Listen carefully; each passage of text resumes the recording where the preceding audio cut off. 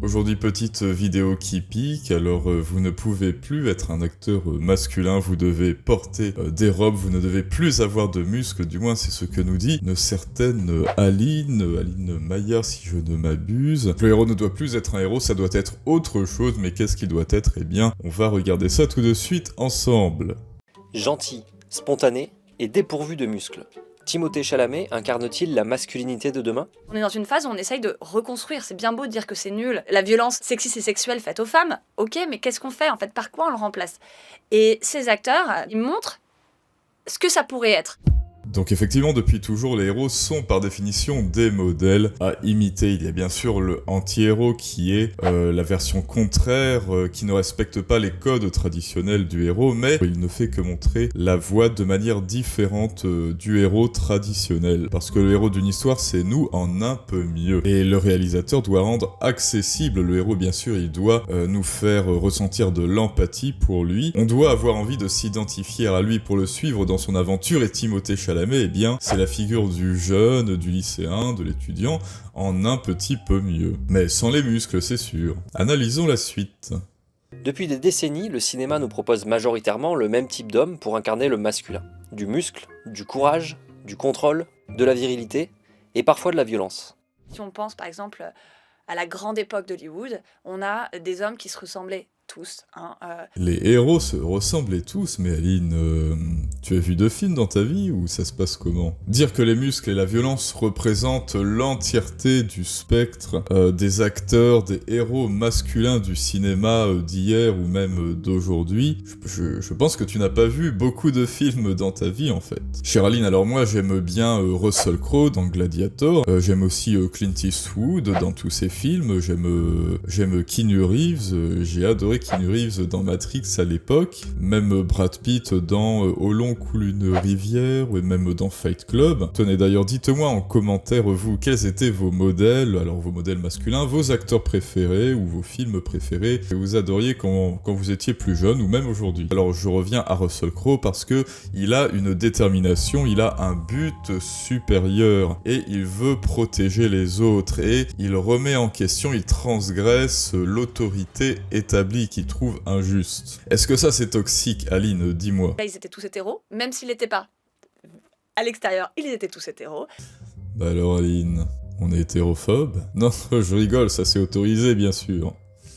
Ils avaient tous des épaules carrées, la mâchoire carrée, ils se tenaient droit, très droit. Ils étaient toujours habillés de façon très sobre. Et puis idéalement, il fallait qu'ils aient l'air un peu macho, qu'ils le parlent peu, qu'ils n'expriment pas leurs sentiments, qu'ils aient l'air d'être constamment autosuffisants. Oui, alors les muscles, la virilité, parfois être autosuffisant, la violence, c'est apparemment tout ce qu'aura retenu Aline du cinéma et des modèles masculins. Quand j'ai regardé Rocky, ce que j'ai retenu, c'était le but supérieur, comme on a dit, le sens du courage, le rite de passage à l'âge adulte, encore le héros qui progresse dans son aventure. Dans toutes les histoires, de toutes les cultures, de toutes les époques, il y avait des rituels de passage pour que le garçon, le petit garçon, devienne un homme. Chez les Maasai, c'était tuer un lion avec une seule lance. Chez les aborigènes, c'était la circoncision par la venue métaphorique du père serpent qui va venir arracher le garçonnet des jupes de sa mère pour venir le précipiter dans le monde des hommes, dans le monde des adultes. Chez les chrétiens, c'était la chevalerie, entre autres par l'adoubement et la collée. Mulan, de l'adaptation Disney, même elle doit faire preuve de détermination, et elle commence en tant que petit garçon, que garçonnet, qui va faire preuve de courage et de ténacité. Donc peu importe le héros et son genre en fait, Aline. Mais non, toi apparemment tu as préféré retenir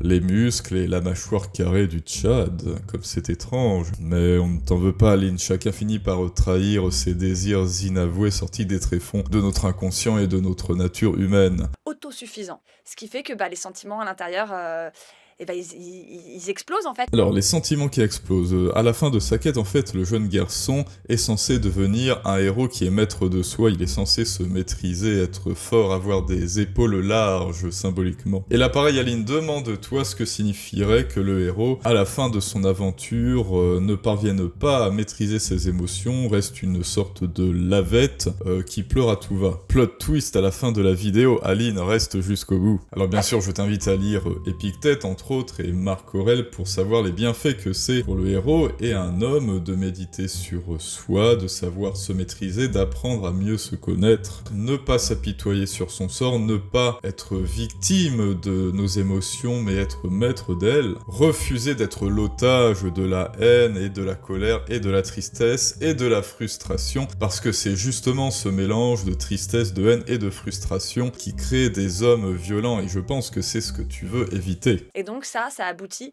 à ce qu'on a aussi beaucoup associé aux grands acteurs de ce dernier siècle, c'est-à-dire des comportements à risque, faire de la voiture hyper vite, prendre beaucoup d'alcool, la drogue aussi bien sûr. Alors moi personnellement, mon père ne m'a jamais dit petit, vas-y, sois un homme mon fils, déglingue tout, sois violent, prends de la drogue, embouche le pare-choc d'Aline. Bon bah alors, moi je dis, mettez un pouce bleu si vous ne voulez pas que Aline vous défonce le pare-choc sur la route, et abonnez-vous pour qu'elle ne vous défonce pas avec sa Fiat Panda. Donc là, je ne sais pas si Aline est tout simplement victime d'une espèce de confusion mentale où elle mélange le junkie sous curatelle qui se drogue avec le héros qui est maître de soi. Je ne comprends pas trop bien comment est-ce qu'on peut confondre les deux, mais soit Aline. Si tu veux réellement des hommes impulsifs qui créent des accidents, assure-toi qu'ils ne grandissent jamais, qu'ils refusent l'appel de l'aventure, l'appel de la quête, que ça ne soit jamais des hommes. Assure-toi qu'ils restent des garçonnets, des adolescents. Assure-toi qu'ils adhèrent au système mis en place pour qu'ils soient consommateurs, capricieux, impulsifs, victimes de leur biais psychologique. En revanche, si tu veux des hommes maîtres d'eux qui ne font pas de grabuge, mais sur lesquels tu peux te reposer, eh bien accepte qu'ils partent à l'aventure, qu'ils deviennent des hommes, qu'ils accomplissent leur rite initiatique. Bon, il n'y a pas si longtemps, c'était tout simplement l'armée. Et là, tu auras des hommes responsables. Alors évidemment, ils ne porteront pas des robes, ils ne seront pas versés dans l'émotionnel ou dans l'émotif, mais ce seront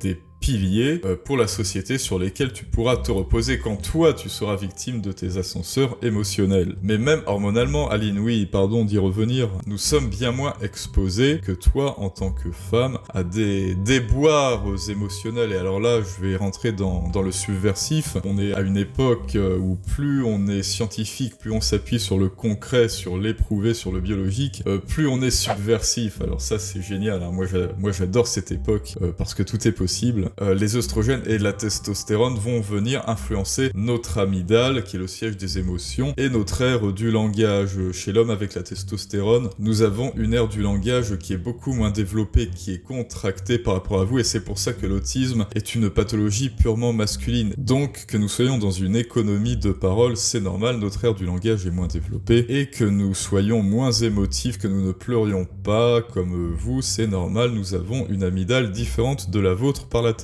Et vous, au contraire, vos œstrogènes vont avoir une grande influence sur l'amygdale, ainsi que sur votre aire du langage. C'est pour ça que vous êtes un peu plus bavarde que nous, que vous êtes plus porté sur les potins en règle générale. Vous êtes plus versé dans les déboires émotionnels. La vie d'une jeune fille pendant ses règles, c'est un véritable psychodrame. Et cette phrase n'est même pas de moi, elle est de la psychiatre Louane Brizandine dans Le cerveau féminin, que je t'invite à lire bien sûr pour voir toutes ces informations scientifiques que je n'invente pas. Habituellement, on va prendre un mec qui représente la masculinité bien comme il faut. Et là, ils ont choisi Timothée Chalamet. C'est vraiment l'acteur par définition qui est gringalet. C'est-à-dire que tout d'un coup, on s'est dit, le sauveur de l'humanité, ça n'a pas besoin d'être Bruce Willis. Oui, alors gringalet sans muscle, ça c'est normal, Aline. En fait, Timothée va suivre le parcours initiatique du héros. Et dans ce rite initiatique, le jeune homme, le jeune gringalet, le garçonnet, passe de garçonnet à homme véritable qui aura sa place dans la tribu, qui aura sa place dans le clan. Et dans toutes les cultures et dans toutes les histoires de l'humanité, c'est comme ça. Et si tu veux redéfinir ça, si tu veux redéfinir le héros qui devient homme, le garçonnet qui devient homme, alors tu dois redéfinir la nature humaine, Aline. Même dans les mangas, c'est comme ça d'ailleurs, hein. Vous vous rappelez, on avait fait l'exercice d'analyser un manga il y a quelques semaines. Eh bien, même dans les mangas, les auteurs japonais respectent la trame narrative du Neketsu, qui est un copié du schéma narratif de Campbell, avec le fameux monomythe, donc où au tout début, le jeune homme est un jeune peureux, un garçonnet dans les jupes de sa mère. Trop lent, trop faible et inexpérimenté.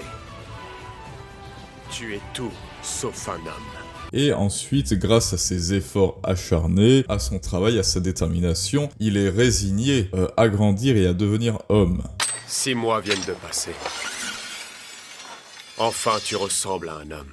Donc demande-toi, Aline, avec nous, avec moi et les abonnés de cette chaîne, quelle serait la morale d'une histoire où le garçonnet reste garçonnet, où le héros ne grandit pas et retourne dans les jupes de sa mère, ou alors dit qu'il se sent femme. Ça, on va y revenir ensemble, mais continuons à écouter encore un petit peu notre amie Aline. Là, on est plutôt sur un personnage qui réfléchit, en fait. Et c'est quelqu'un qui va être très à l'écoute, on le voit, qui va être très proche des femmes. Donc là, on est sur une vibe complètement différente et qui nous rappelle finalement la réalité.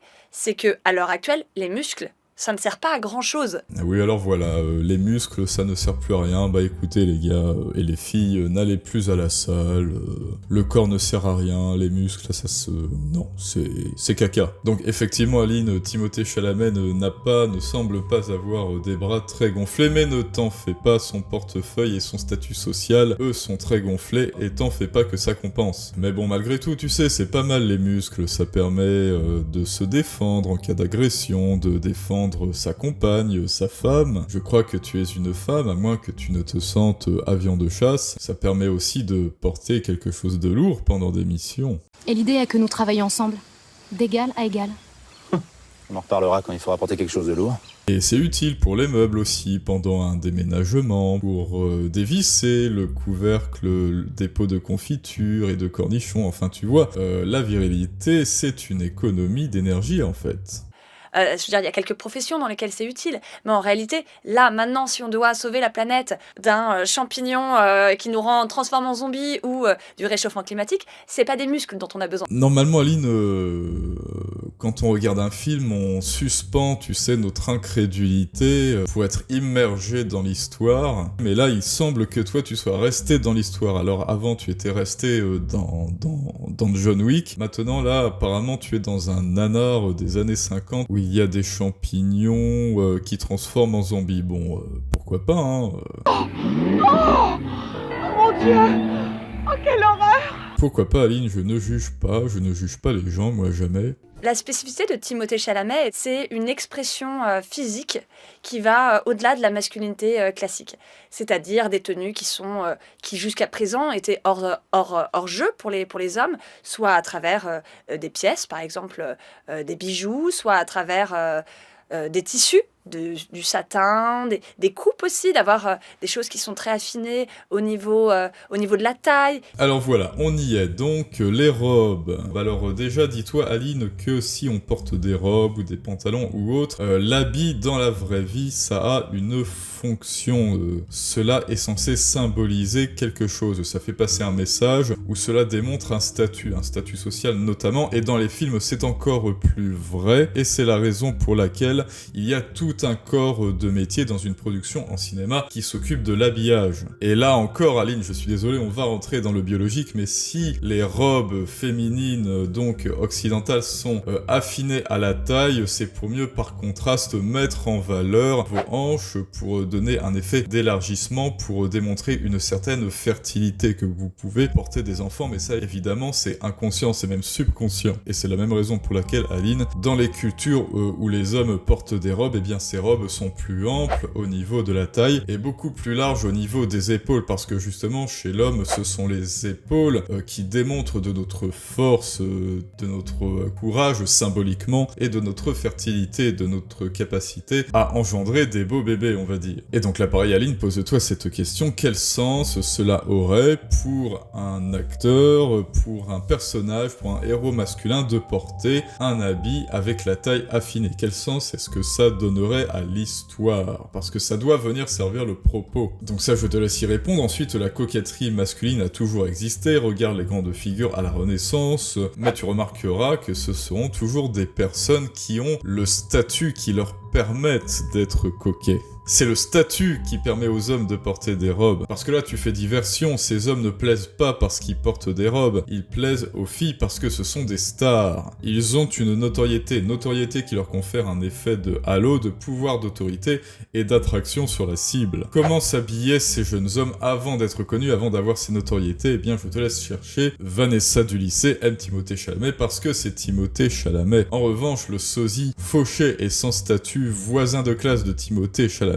ne chopera jamais Vanessa, et encore moins s'il porte une robe affinée à la taille. Parce que là, il suggère tout simplement que il peut porter un enfant, et ça ne plaît pas, ça ne correspond pas aux attentes de Vanessa. Vanessa, ce qu'elle veut, c'est des épaules larges, physiquement et symboliquement, bien sûr, Aline, d'où le rite d'initiation. Bon, d'ailleurs, apparemment, dans le monde intrinsèque des stars, Timothée portait trop de robes parce qu'il s'est fait grand remplacer par un certain Yacine. On nous parle souvent, d'ailleurs, du coup, de la virilité avec des chiffres qui sortent de nulle part. Alors effectivement, si la nouvelle masculinité consiste à aller chez Zara et à acheter des robes affinées à la taille importées d'Inde par cargo, pour ensuite aller chez Sephora pour s'acheter du maquillage, pour ensuite aller chez le bijoutier s'acheter des boucles d'oreilles, des bijoux, des colliers de perles comme Timothée Chalamet, eh bien effectivement là il y aura un impact pécunier et environnemental pour la masculinité. Mais tant qu'elle consistera à porter quelque chose de lourd, à faire preuve de courage et à ouvrir le pot de cornichon, ce sera plus une économie de moyens qu'autre chose. Les 3 acteurs que j'étudie dans ce livre, c'est essentiellement Timothée Chalamet, Tom Holland et Harry Styles. Et ce qu'ils ont en commun, à part d'être ultra populaires, notamment auprès des jeunes, c'est qu'ils parlent vraiment de leurs sentiments, mais aussi un petit peu de leur féminité, sans avoir besoin de dire « je revendique ma féminité », dire « je revendique d'être gentil »,« je revendique d'aller voir le psy »,« je revendique d'écrire dans un carnet intime mes pensées, ce qui va mal ». Alors moi j'ai écouté quelques-unes de leurs interviews de ces stars, il n'est jamais fait mention qu'elles vont chez le psy ou qu'elles chialent à tout va. En revanche, il est vrai que Tom Holland et Chalamet donc ont dit que les réseaux sociaux étaient le chantre du wokisme et que c'était toxique et qu'ils ne vont plus sur les réseaux pour préserver leur santé mentale, Aline. Les comportements que tu encourages à adopter sont justement ceux qui vont faire qu'un homme va devenir violent et qu'il ne va plus savoir maîtriser ses émotions et qu'il va emboucher, déglinguer le pare-choc de ta Fiat Panda. Je revendique d'écouter des femmes, d'avoir des femmes comme mentors. Et ça, à mon avis, il faut être super clair dessus. On est juste dans une reconfiguration. Et bientôt, ça sera la nouvelle masculinité. Alors là, Aline postule une prophétie, espérons qu'elle n'arrive jamais, parce que ce héros qu'elle nous dépeint, ce nouveau masculin n'a rien de masculin, et surtout rien d'héroïque. Sa prophétie correspondrait non pas au nouvel homme, mais moi je trouve plutôt au dernier homme. C'est une masculinité qui adjure au héros de refuser de devenir un homme, de refuser d'être adulte, de refuser de faire face aux difficultés auxquelles un homme est confronté dans sa vie, de refuser de faire face à ses démons intérieurs pour devenir plus fort. Donc oui, petit plot twist, Aline, ce que tu nous dépeins, ce à quoi tu encourages depuis le début, c'est ce que l'on appelle au cinéma et dans les séries et en scénario, le refus de la quête pour le héros. Ici, ce que tu proposes pour le héros et pour les hommes dans la vraie vie, c'est de rester au stade infantile, de retourner dans les jupes de leur mère et même de porter des robes affinées à la taille comme elle, de rester symboliquement dans cette bulle remplie de liquide amniotique où rien ne peut nous toucher, où la quête ne démarre jamais. On est dans une forme de nihilisme, on est dans le refus de l'aventure, dans le refus de grandir, dans le refus de la vie. On voit beaucoup de ça dans les personnages des Mille et Une Nuits, mais ils ont eu des problèmes, Aline. Il y en a qui ont essayé, ils ont eu des problèmes. Et dans 20 ans, on aura vu toutes les failles de cette façon d'être un homme, et on se dira « Ah, il nous faut quelque chose de nouveau ». C'est une étape nécessaire si on veut faire tomber le patriarcat, mais c'est clairement pas la phase finale. Derrière, après, il faut agir. Donc selon Aline, aller chez le psy et rester un garçonnet pleurnichard, refuser sa quête du héros pour devenir un homme, permettrait de faire tomber le patriarcat. Alors pour ceux qui ne savent pas, le patriarcat, eh bien s'il existe, c'est l'entité qui finance et médiatise les vidéos d'Aline. Un peu comme le Kaiser Soze dans Usual Suspects. Vous ne savez pas que vous travaillez pour Kaiser Soze tellement c'est bien ficelé, eh bien c'est le cas d'Aline. Le patriarcat, c'est une entité qui a eu comme idée, comme stratégie géniale d'envoyer des vidéos et de plaider contre soi-même pour mieux agir dans l'ombre. Il faut que tout change pour que rien ne change, disait Tancredi dans Le Jaguar. C'est tout simplement un système qui a tout intérêt à nous maintenir dans un état larvaire, à des états de garçonnet qui a refusé la quête du héros, donc tout simplement, symboliquement, qui a abdiqué son passage à l'âge adulte, qui a abdiqué d'être un homme, pour à la place faire en sorte que les hommes aillent chialer chez le psy, qui se mettent sous cacheton, pendant que l'agent Aline, qui ne sait même pas qu'elle est un agent, va venir diriger les passions et la haine des masses vers des ennemis imaginaires, des démons imaginaires, des passions tristes et autres moulins à vent. Donc chers amis, évidemment, refusez cela et à la place acceptez l'aventure, acceptez les difficultés, acceptez de relever des défis, acceptez l'appel de la quête pour devenir des hommes véritables, des femmes véritables. Ayez le goût de l'effort, le goût du dépassement de soi, du surpassement. Et quant à toi, Aline, puisque tu sembles abhorrer le bad boy pour mieux l'adorer dans tes rêves ou dans ton subconscient, je t'invite à aller regarder la vidéo du bad boy pour mieux comprendre sa place dans ton esprit et dans la société, quel rôle il joue pour toi.